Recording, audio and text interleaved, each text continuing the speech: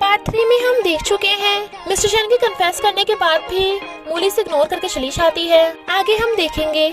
I suggest आप part 4 से पहले पार्ट 3 भी देख लीजिए, जिसका लिंक आपको ऊपर आई बटन पर मिल जाएगा। अगर आपको मेरी वीडियोस अच्छी लगती है तो लाइक और शेयर करना, और हाँ, कमेंट कर जरूर बताना। और ऐसी ही नई नई लेटेस्ट वीडियोस देखने के लिए हमारे चैनल को सब्सक्राइब भी कर देना।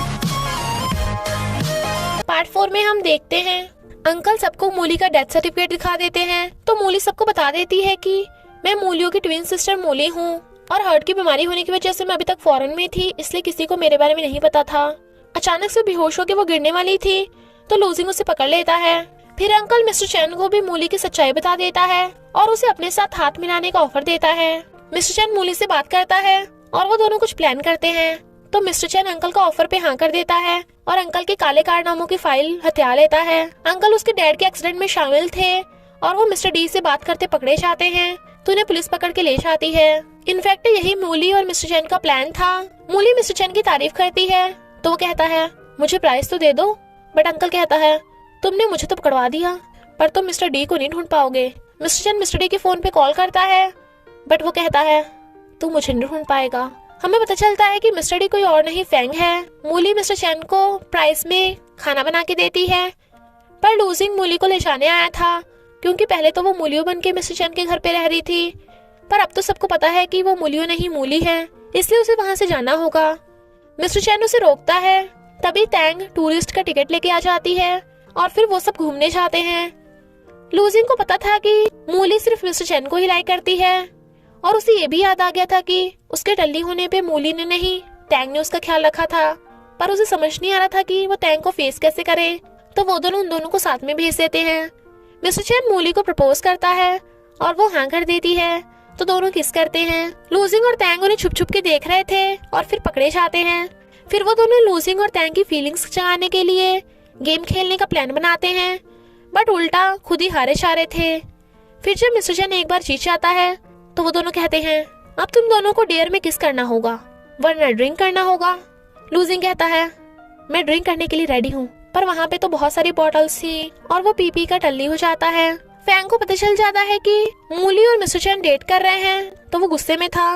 मिस्टर डी ने मिस्टर चैन को मिलने बुलाया था एक होटल में, पर वहाँ पे एक लड़की होती है जिससे मिस्टर चैन क्लोज होने लगता है।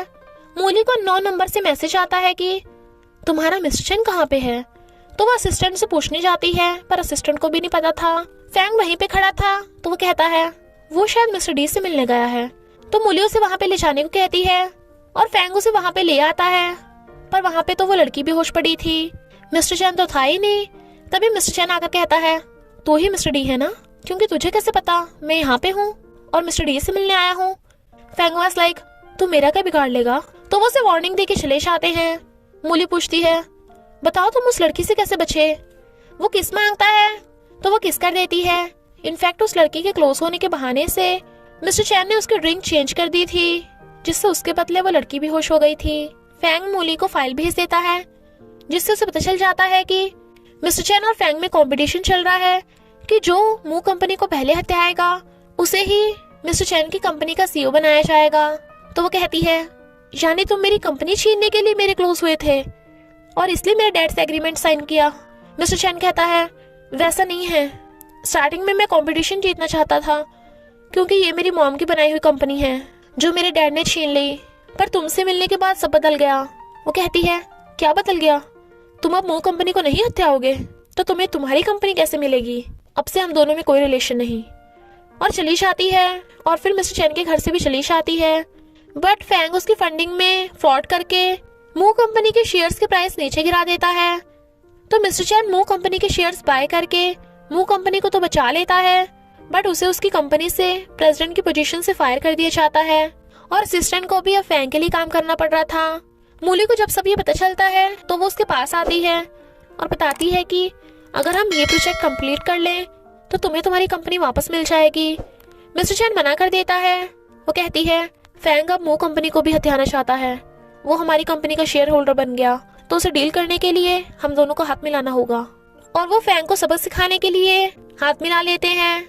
फिर मूली मिस्टर चैन को अपनी कंपनी का प्रोजेक्ट लीडर बना देती है। फैंग असिस्टेंट को डांटता है कि तुझे अब मिस्टर चैन के प्लान के बारे में पहले से पता लगाना होगा, वरना मैं तेरी हॉस्पिटल में जो मॉम है उसे जिंदा नहीं छोड़ूंगा। और असिस्टेंट को हाँ करनी पड़ती है।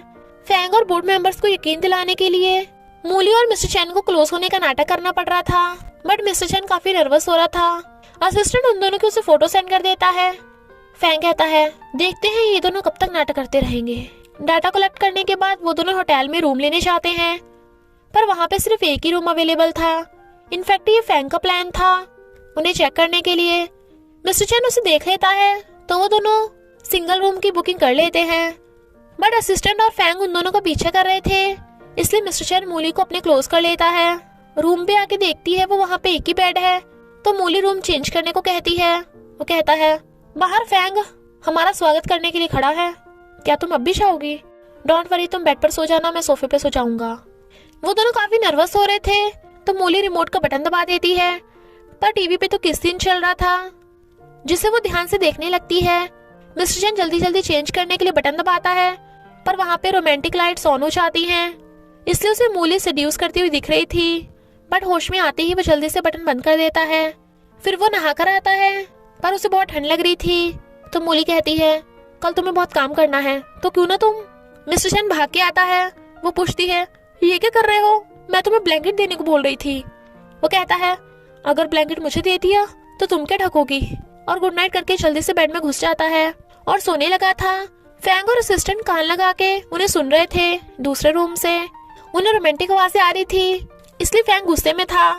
फिर फैंग से भी गलती से रोमांटिक लाइट्स ऑन हो जाती हैं और असिस्टेंट की सांसें सूख रही थी। मूली ब्लैंकेट खींच रही थी और कहती है मुझे ठंड लग रही है, तो मिस्टर चैन उसके करीब होकर लेट जाता है और कहता है अब तो नहीं लग रही, और वो उसी के साथ सो जाता है। बट मूली की तो नींदें उड़ गई थी, और इसी के साथ पार्ट 4 का एंड हो जाता है। तो बस थोड़ा सा इंतजार करना, फिर मिलेंगे नेक्स्ट पार्ट में।